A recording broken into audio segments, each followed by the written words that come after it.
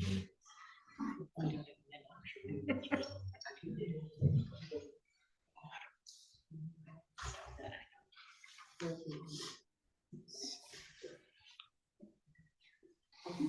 we are live. Okay, call to order the regular council meeting for February 9th, 2026. Any introduction of late items? No. Can I get adoption of the agenda? Councillor Weitzel, Councillor Marceau, all in favor?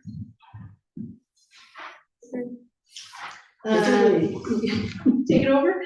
The adoption of minutes. The minutes from the regular council meeting held January 26, 2026 be adopted. Councillor Weitzel, Councillor Marceau, all in favor? And are there any questions from the gallery on items on the agenda?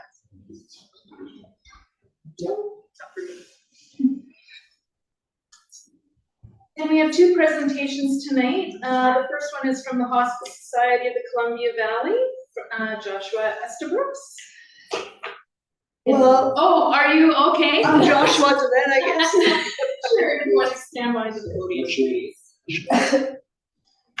Actually, Joshua is not here, nor is Penny, and I'm Michelle Ryder. Yeah.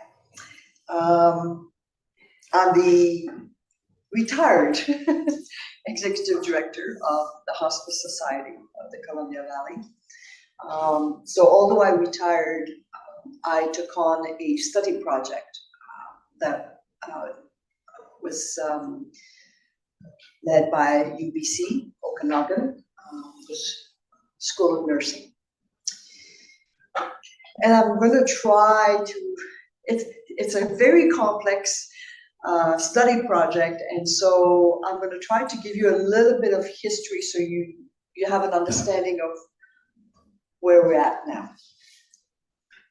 About 4 years ago, I brought into the Valley the NAF Care program in the at the Hospice Society. NAV stands for Navigation, Compassionate Advocacy, Resourcing, and Engaging. And the whole idea of this program was developed actually by Dr. Barb Bassat from UBC, the School of Nursing, to assist rural communities with individuals that have life-limiting illness and connect them with trained volunteers. What the studies at the time, 10 years ago, that's when she started the NAF Care program, what she discovered through her pilot project was that people with life-limiting illness or chronic illness felt themselves isolated, not receiving the support, the emotional support that they needed. Sometimes families were not available or were away, or there was no family. So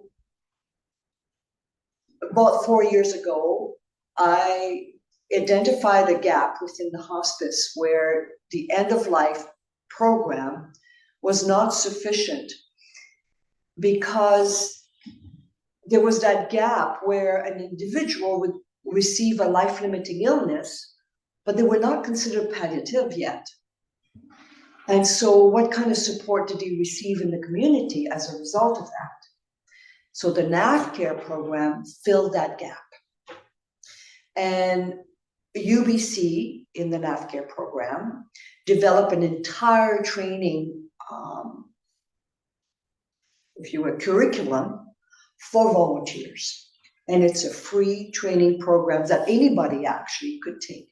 So if you have a neighbor, for instance, who has life-limiting illness, you're not volunteering, but you're concerned about your neighbor, that training that you take online, and it's free, we would provide you with the link, of course, would help you understand how you can go about helping your neighbor. So Fast forward about 2 years ago, I was contacted by Dr. Passat again, because then she applied for extra funding with the Canadian Institute of Health Research. And what she wanted to do was create a study that would identify compassionate communities. And how do we develop compassionate communities? Using the tool already in existence, which is NAVCare. So she applied for that grant, she received that grant, and then she contacted me and she said, would the Columbia Valley be interested to participate in that study project?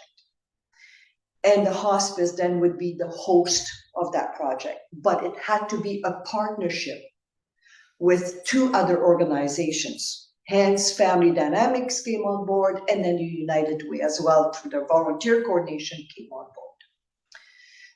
Okay, so now I'm today. So I started working with Dr. Passat, over almost 2 years ago, but the actual study didn't start until April of 2025. There were very important components that needed to take place for the study project to happen. The first one is that I had to create an advisory committee because it had to be community oriented. So I contacted different people throughout the valley, and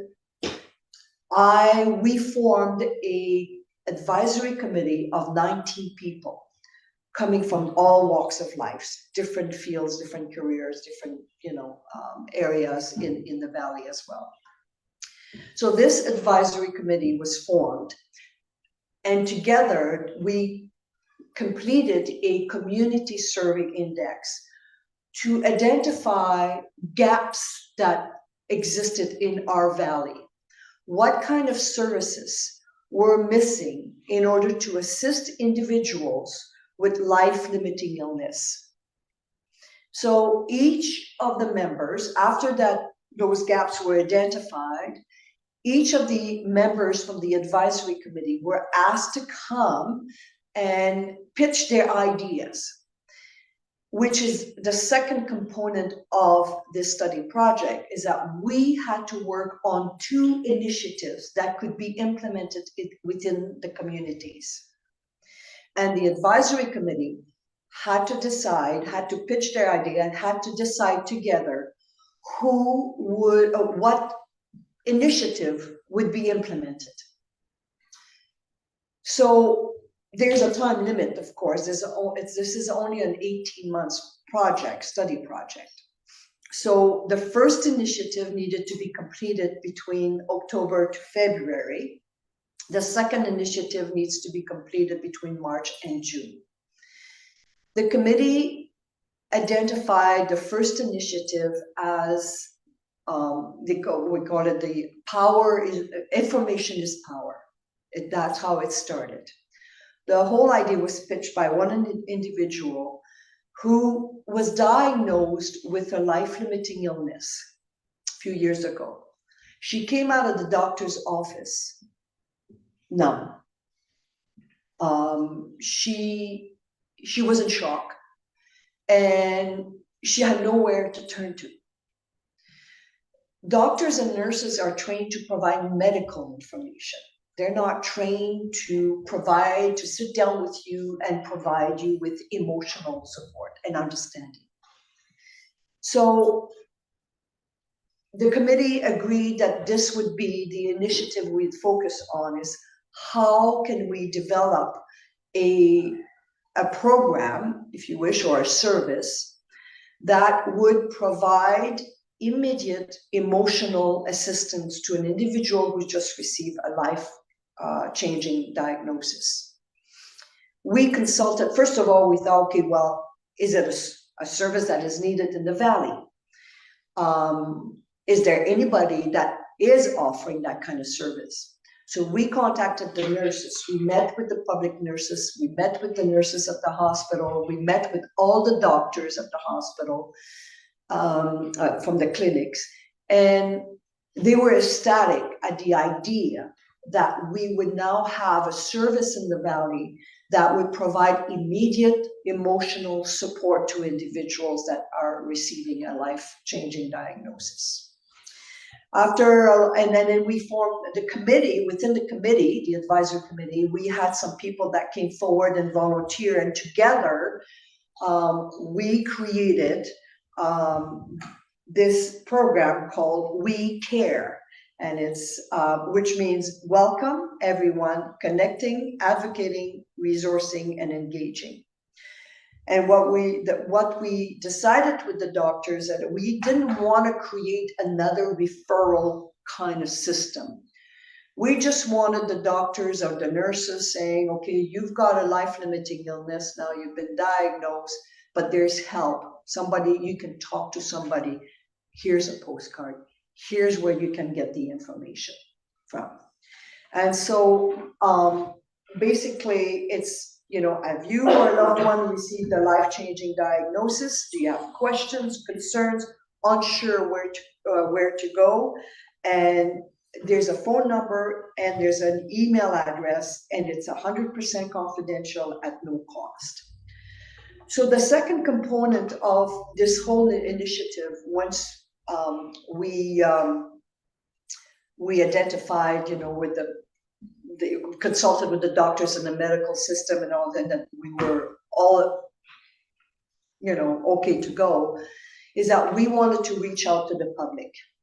And so we had posters all over the Valley. We had, we put an article in the Pioneer with the dates, Facebook page, and so inviting people to come and attend a session, an information session.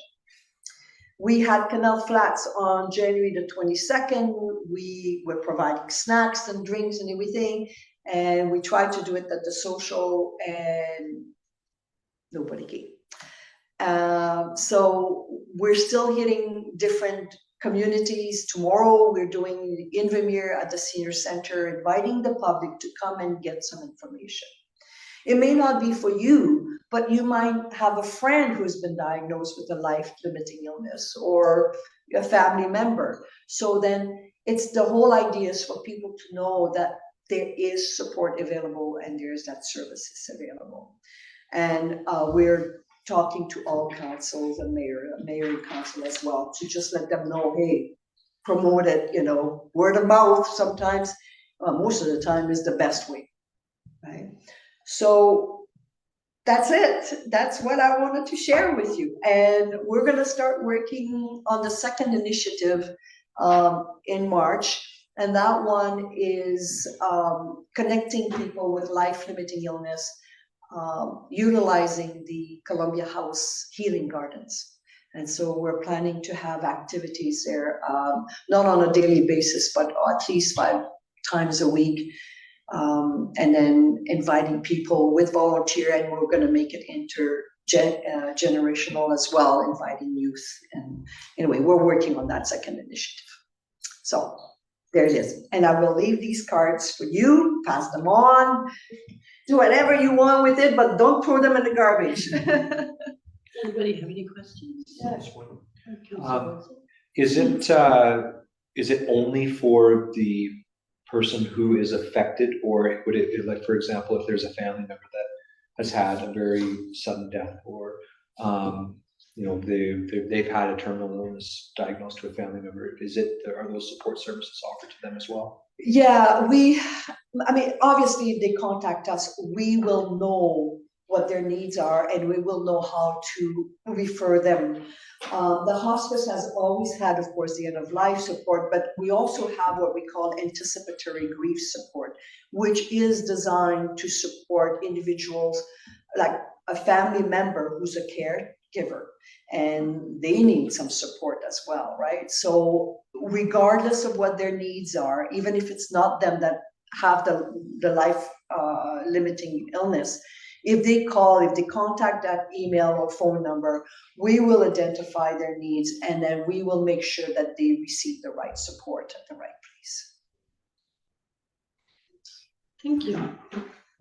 Are there enough cards for us to have at the front counter here? I can give you, not tonight, but I can give you more. That would be That's- great. It's easy, we print, I didn't know how many I should bring tonight, but, yeah, we can definitely give you more. Perfect, thank you. Thank you for your presentation. Thanks, Michelle. It's hard for me to explain the project without going back, right? So it has to be put in the context, so, and I know I only have 10 minutes, so I was trying to do my best. Thank you. Thank you.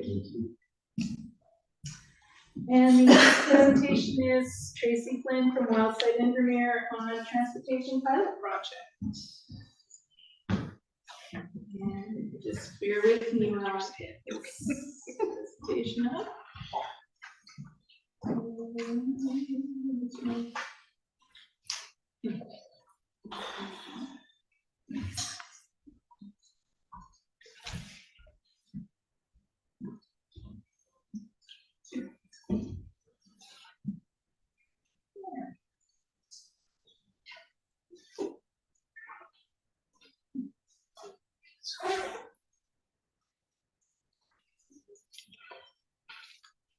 Well, we're just gonna go like that. We have our problems, don't we? We do, thank you. I'm just administrative support for Megan here today, so I'm just gonna sit and relax, and Megan's gonna take it from here. I'm Megan. I'm in grade 8 from the DTSS Climate Club, and I'm here to represent the DTSS Climate Club. You can just tell me next. And then I'll- Yeah, next. The problem currently is a lack of transit, limiting our ability to work, participate in extracurricular activities, and connect socially after school. So we can't really do sports after school if our parents are doing something already, or they have a meeting or something else they want to do. We can't get home after school because we can't always rely on someone else to give us a ride. So next. Currently, the transit to Canal Flats and Edgewater, the last departure for Canal Flats is at 4:40, which is only an hour and 20 minutes after school, meaning that doesn't really allow us to do sports or hang out with friends after school. And the last departure to Radium and Edgewater is at 3:30, which is when school ends. So if you live in Radium and Edgewater, you can't do any extra activities. So it's kind of a chicken and egg situation because we need transit to show how much we need transit.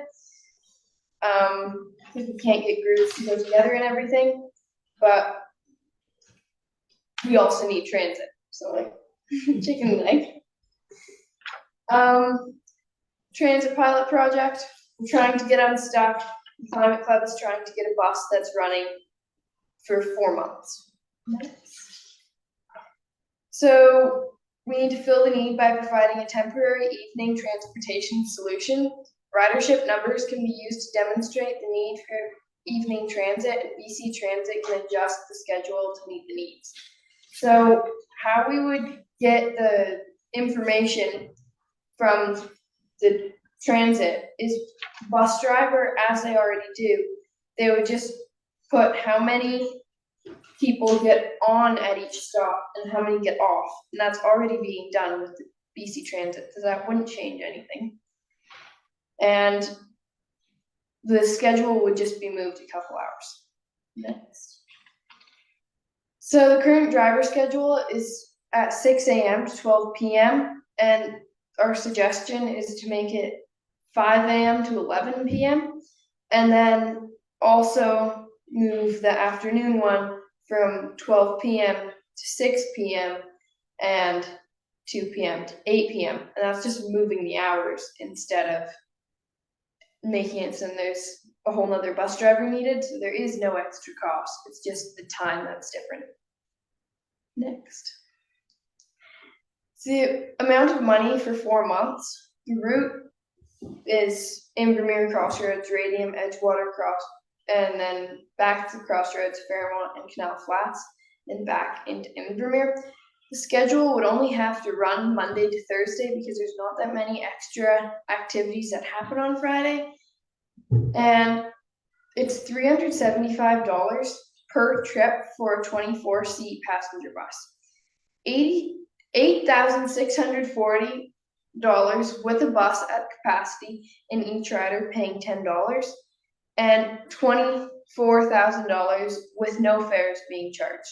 So overall, our goal is to get to $24,000, but we could also charge them $10 or whatever is necessary. Next. So this is a handout that we don't have with us, but it's just looking at the problem, the opportunity, and the support that's needed. And this is just what we ask, is to have a bus that runs with those other times. And that's it. Anybody have any questions? So would this be like an additional bus route then? No, it would be, instead of our current bus route, it would be just the times are changed. So for 4 months, Climate Club is trying to get money to get another bus running, because we can't get the BC Transit bus moving without solid, showing that we can, solid information. I don't know how to say that. But we need to get a bus running for 4 months, and we just need money for that. We have a bus, we have the route plans, we have a driver. All we need is the money to put it all together. Yeah, okay. So, and then the hope would be to get BC Transit to take over at some point. The hope would be to just show them the information and have them realize that it is, students do need the busing Yeah, absolutely. for after school activities. I raised 5 kids in Canal Flats, they definitely do, Yeah. for sure. Another question. Have you put it out for corporate sponsorship or anything yet? We're approaching municipalities and service clubs right now, and corporate sponsorship we're working on through the Chamber of Commerce. So Okay. yeah. Perfect. Yeah. Hopefully you'll see something coming out from the chamber soon. Yeah. Business opportunities. Looking at sponsoring something like that, that'd be great. Just, so right now the bus leaves Canal Flats, I think it's 7 in the morning. 7:15. 7, just after 7. And gets back, last one down here is 5 o'clock, I think it arrives. 5:30. It's 5:30 now, okay. So, does that fit into your schedule so that, you would be getting home later on those evenings, like on an evening shift, right? Yeah, they would be getting home later. Yes, so it's a 2 to 8 schedule, so you would be, that's 8 o'clock buses home, is that the idea? The bus would be back in Invermere by 8, so Yes. probably a drop off So around 6:30, 7 o'clock. 6:30, the bus leaves, I think, so 7:30, 7:45 is when they would probably get dropped off at this. Okay. Oh, yeah, it leaves at 4:51, so, yeah, okay. No, I was just wondering, which buses are the busiest? Is it Invermere to Canal Flats, Invermere to Edgewater? Do you have those numbers? The busiest time is Canal Flats in the morning, because there are people that can actually make it to work in the morning. Okay, The afternoon bus, the one that we're talking about discontinuing. for the Is 1 it- o'clock bus, that used to be 1 o'clock. Yeah, the one that runs around town between 11 and 1 Okay, or 2 is usually empty. So it's doing the route. Yeah. So, and then, of course, the Edgewater, you guys are kind of lucky, like you do get an early morning bus here and it ends up coming here later in the day, but the Edgewater one, it's poorly used because it's too late. Can't get people to work at 8 or 9. Does Edgewater have a morning and evening? They do, but it's like, I don't think it leaves Edgewater till 9:15 in the morning. And then it leaves Invermere at 3:30 to go back to Edgewater, so. I think you can thank Fairmont for the Canal Flats getting the early ridership way back in the day, because I recall in my time there was a bit of a sponsorship and a push for that, so. Oh, nice. Yeah, that Yeah, would be- time's great, but it's still not good for kids for after school sports. Yeah, it's the afternoon that's the big problem. Because I think the bus used to leave at 7 and would get into Radium into Fairmont. Fairmont had a fair number of Canal Flats workers. So it was really handy. Right. And then the return bus around 5 o'clock also worked. I think that this is a good opportunity. Great. Hope we can get it going. I think you've done an excellent job here today, so thank you very much for being so prepared and working out solutions and not just telling us what the problem is.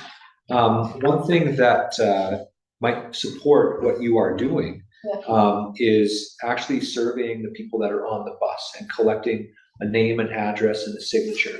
You can then take those results, compile them all together, and send them to BC Transit and say, hey, these are real people that ride the bus every single day.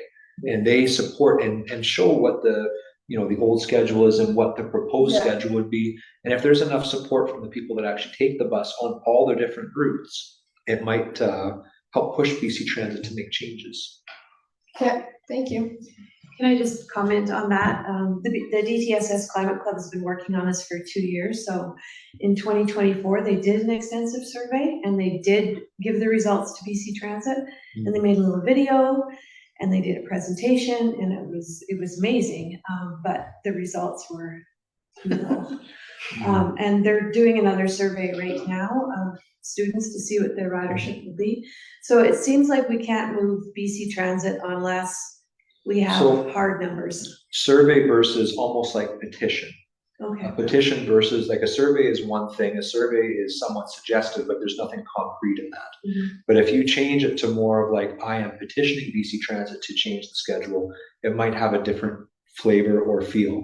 What reasoning did BC Transit give that they didn't want to make the change? They have a very rigid schedule of when they will entertain changes, and it comes up every 5 years, and they don't really vary from it. So they did make some minor changes to the route within Invermere 2 years ago, and they're not willing to look at any other shifts or anything until 27 or 28, and then the RDK also says it's not in their budget to look at any changes. It's not in their priority plan. So a petition might help move it to the priority plan. Cynthia's looking to- Oh, Cynthia too. Go ahead, Cynthia. Sorry, you go first. I just want to thank the Climate Club for coming up with this. I recently participated in a fare and service review with BC Transit in the last municipality I worked with, and it was challenging to say the least. Transit is extremely expensive. It is something that is well funded in the larger communities where they have more ridership, and a little bit more of a struggle for rural communities. So if we can in any way help you out with strategies around how to frame it or anything, please let us know, because this is an incredibly challenging conversation, and the fact that you're taking this on as a group of young people is incredibly commendable, because myself and my chief financial officer in my last municipality struggled with this conversation. So I really appreciate that you guys are even entertaining this project and have been on it for so long. It's frustrating to say the least. But if you want to reach out, I'm going to be in the office sometime next week and be there consistently after that because we're just moving there. But yeah, please reach out and we can talk about strategies that might help out. Appreciate that. Thank you so much. We have been working with BC Transit and municipalities, et cetera, like I've mentioned. If I hear one more time that it's complex, I'm going to scream. We know it's complex. We're trying to move past that into like, let's figure out some solutions. So yeah, we'll get a hold of you and pick your brain as far as, you know, some ideas on how we can move this forward. Thank you. Yeah, I just think it's, you know, the rigidity and what we're hearing from the province is not to expect any new funds coming out is going to be frustrating and challenging for you. So any way we can support you, 100%, you know, from our perspective, not necessarily financially, that's council's decision, but from a staff perspective, we can try and just be a support system for you. Thank you. She covered it. You're good. All right, thank you for your presentation. Is there a specific ask?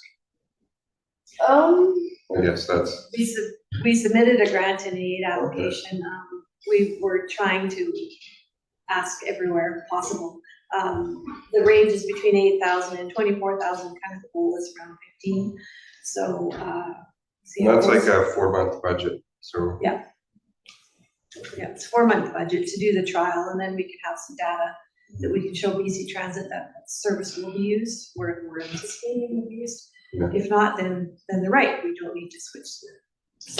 So Megan, I'd like you to look at the hat that Councillor Oh, yeah. Stanton is wearing. When you're hitting up some of the businesses. You for sure, for sure, definitely. In case But you yeah, missed it, it says easy mode. Instead of fun. Yeah, I think there's a lot of commercial people that would hopefully step up and support that kind of initiative. Absolutely. Thank you again for your presentation. Thank you for having us. Thanks. The next item is the request from Canal Days Festival Society that council approve the closure of Dunn Street from Burns Avenue to Leck Avenue, Saturday, June 6th, 2026, from 11 a.m. to 7 p.m. for Canal Days. I'm gonna move her in secondary. Councillor Standard, Councillor Russell. Any discussion? All in favor?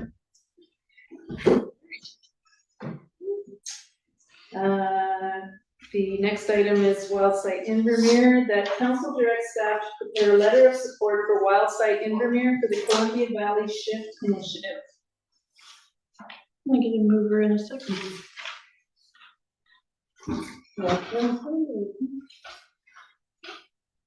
Any discussion? I guess I'm not exactly sure what we're shifting to. What are we doing?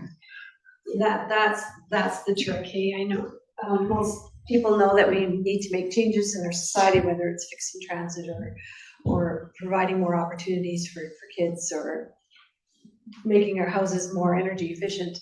So it's a shift around those kinds of societal changes that were more sustainable, green communities, I guess. So I think part of that is celebrating the things that have already been done, and there's lots of good work being done, and then maybe giving people some ideas of things they can do in their own lives, so it's not so daunting.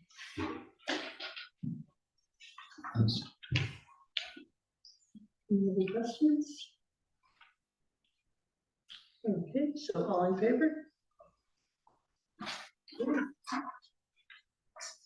The grant and aid applications for 2026, that the following 2026 grants and aid be approved for a total of blank, and that beginning 2027 liability insurance for community groups or societies are an ineligible expense through the grant and aid program.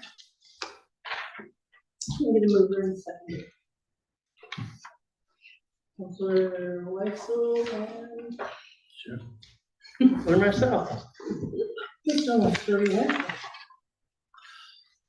Any discussion? Go ahead. Thank you. So, CAO White and I spent some time going over this. These were very difficult decisions to recommend. As you see, not everybody got their full ask, other than the food bank. Everybody else sort of received a lesser amount in order to make sure everybody got something. I did want to speak about the liability insurance for a minute. As mentioned, it was never meant to be an ongoing support, and we've been doing it now since 2017, I think, so maybe 18. And it has added up to a lot of funds that could be used for other things, and it has sort of been part of operational plans instead of project plans. So a grant aid isn't supposed to be your operational budget where you don't have to do other fundraising or increase dues or any of that type of thing. So it's already been paid for this year because the term is January to December. So we're kind of stuck for this term, but next year we would like to notify the people. Also, like I said in my report, I punched into MIA what the Christmas fair would be, and it was $53. So these costs may actually be more than what the real costs are. It's over and above what's required. The community group just has Christmas fair, and so this might be more than needed. CAO. Thank you.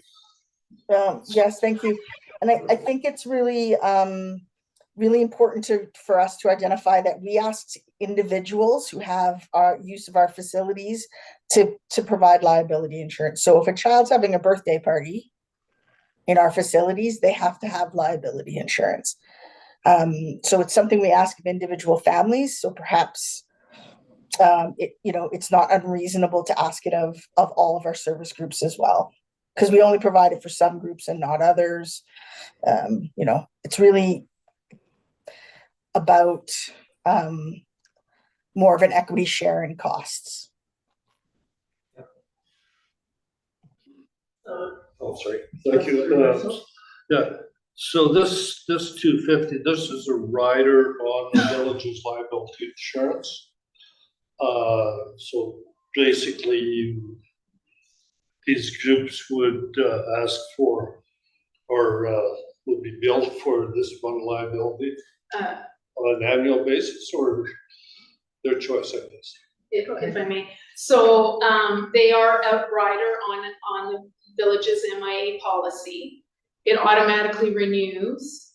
We've just, whenever this program started, we told the user groups to apply for grant aid. So we are our own worst enemy that we set this up. It's too damn generous. And with, not foreseeing the future that 10 years later, we would still be technically paying for these insurances. So we pay it in advance, and then it just gets coded to the grant aid, the insurance. If the societies wish to remain on the policy, we could invoice them for the amount and they could stay on it. That would be the conversation we would have with them later. So that makes sense. I wasn't sure if they had to go out and look for their own business. No, it's still available through MIA, and that, like I said, they could buy the individual package through MIA, like the birthday party. Yeah. So there's options available to them. So we also have a package where you're renting it for a wedding. Correct. One day. Does that go through MIA as well? You can, yeah. You can, or you can supply your own insurance. Correct. Okay. Councillor Weitzel? So the idea basically being that we're gonna give them a grant aid that will cover the insurance. Like, is that really what's happening? That's what we're doing. But before, we would just pay for the insurance ourselves. No, if I may, previously to that, there was no insurance being obtained, period. Oh. No one had insurance. So that would be my follow-up. Have we checked, like, on an example that Councilor Marcel gave, if somebody's holding a wedding in there, what does it cost them to go get that third-party liability insurance? So if you can punch, it depends on what you're having. So a child's birthday party is depending, like $25 usually. But I ran through the family group. It depends whether you have alcohol, how many people, are you selling alcohol, are you giving it away free? How many people? So the fall fair, I estimated about 100 people were at the Christmas fair. It's no alcohol, came to $53 for $5 million liability insurance. It is included on our rental agreement. Before we will rent it to you, you have to provide proof of insurance. So we already have this in place. So it would just be the same for every other user group. Any other questions? Just this has been all these groups have been notified. Not yet. Okay. We wanted to know what council. Okay. Yeah. Right. Does council have any questions about the grant need award? And if I could, Madam Chair. Also, so the CO has provided you some recommendations. I mean, you've heard from one of the groups that has grant and aid application this evening. And it seemed like at least a couple of councillors were very supportive of that. These are just recommendations to try and give everybody something, but perhaps council may not want to weight things in the way that we have. So please feel free to give us feedback so that we can make those changes, because, you know, again, we're trying to give everybody something, but maybe that's not how council wants to do it, or how, you know, we kind of tried to talk about topping everybody at 1,000 and seeing where that got us. So that one group's not getting 2,500 and another group's getting 500, even though they might have asked for a similar amount, you know, just trying to make it somewhat equitable.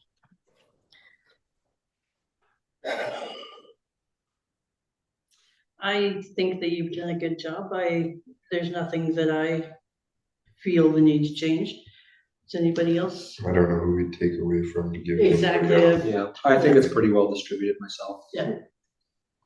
I think one of the other conversations that needs to happen is that the victim services should not be a grant and aid going forward, because it is actually their operational budget.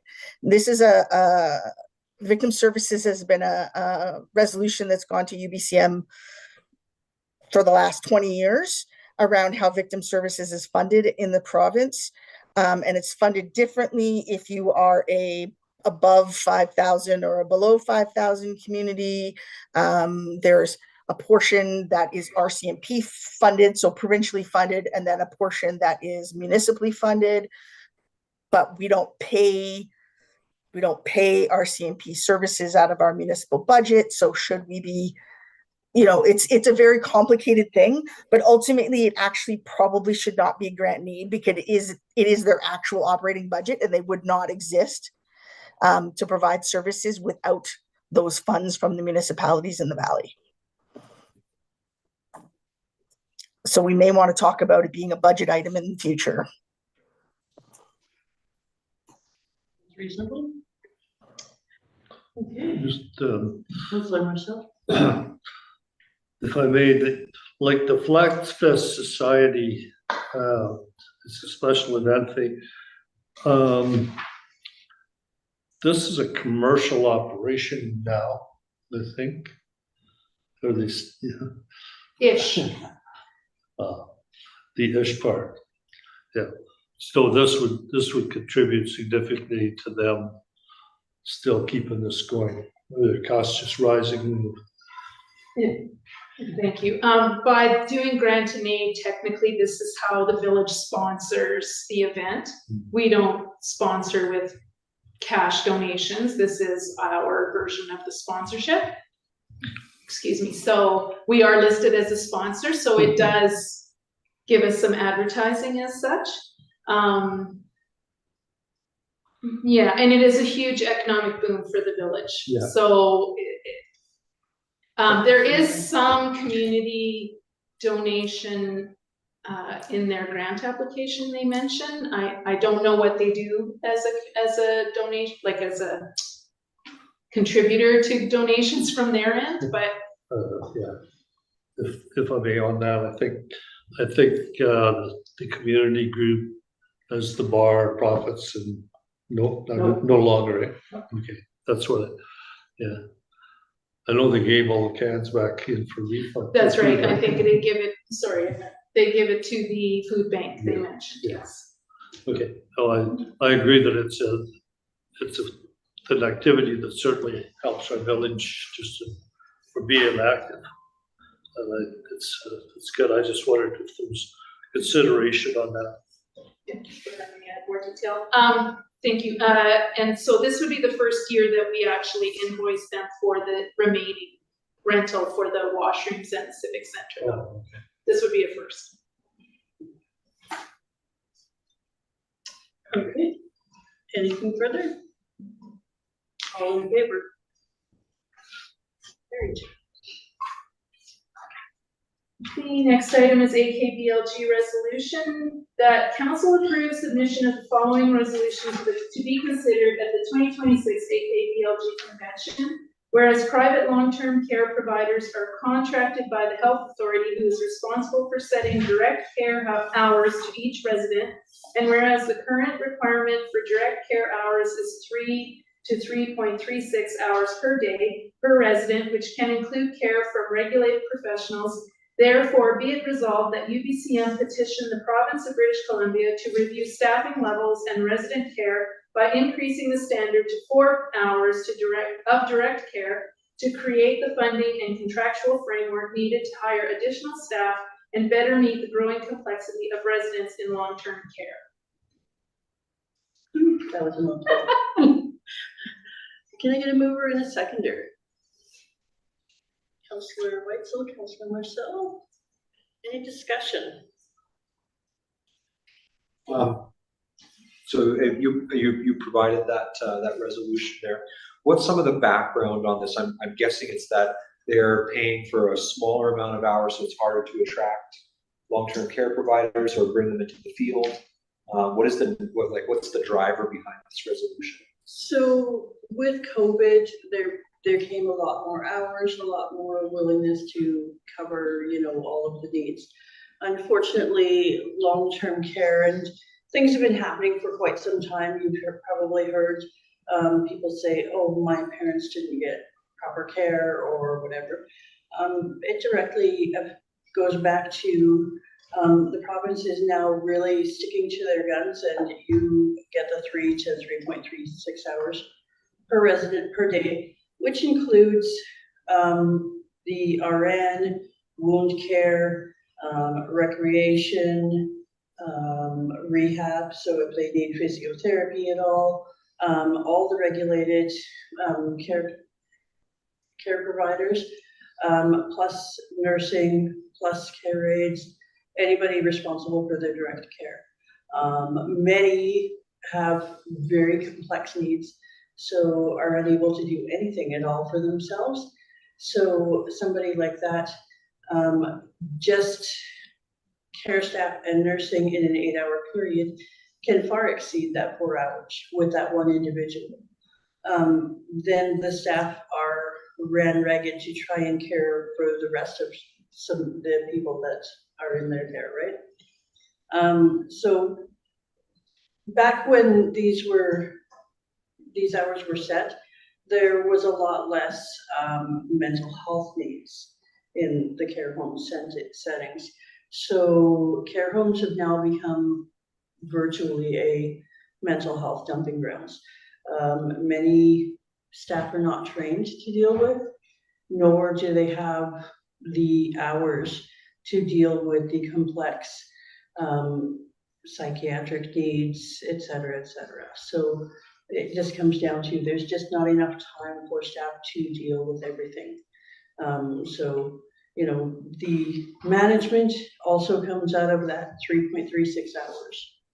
Their pay, their hours, everything like that. So it just comes down to everybody would love for their people that are in the care homes to get all the care in the world. Unfortunately, they're very restricted in the hours. And quite honestly, there are many other resolutions that could come out of healthcare, but pick your battles and pick the biggest one that's gonna make the biggest impact, and probably this is the one. Thank you. This would apply to both private and provincially operated care centers. Yes. So they are all regulated by the Same 3.36, thing. yeah. 3 to 3.636. Thank you. Go ahead, Cynthia. So how do we assess whether or not there is sufficient staff available? So if we think about the nursing shortage, certainly rehab, speech, OT, physio, those are all professions with shortages in the country, let alone the province. And then care aides, unfortunately, care aides experience a very high level of burnout, so it's challenging. Is there any support that they can actually fill the positions that would be required to make these additional hours happen? I know it doesn't seem like a lot, it's less than 1 hour per person. But what are the chances this is actually a doable resolution? So currently there are a number of programs like the HCAP program and then the Bridging LPN program. Those are currently still running and operational. Unfortunately, not everybody stays in the profession long enough to really make that much of a difference. There is a contractual obligation for the HCAP program that you fulfill 1 year. And I believe the LPN is 2 or 3 years that they have to fill. So yeah, it's a little more lengthy and more training, so they are required to stay longer. So I think it's 3 years. Yeah. So the hope is that they, will keep filling. Currently, touch wood, most days there are some days where we are still experiencing understaffing, but most days everybody's duking it out looking for the hours right now. Good. I think it's important for people to recognize it's not just a physician shortage in this country. That's actually probably not even necessarily the most traumatizing. It's that all of those frontline healthcare positions are extremely taxed right now.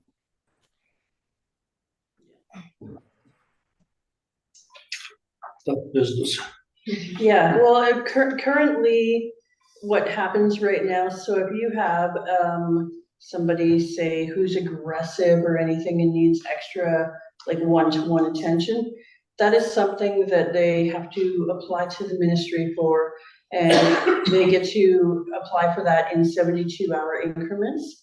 So anything right now like workload, or if you have somebody who is very aggressive or anything like that, 72-hour increments, they get to apply every 72 hours to keep that going.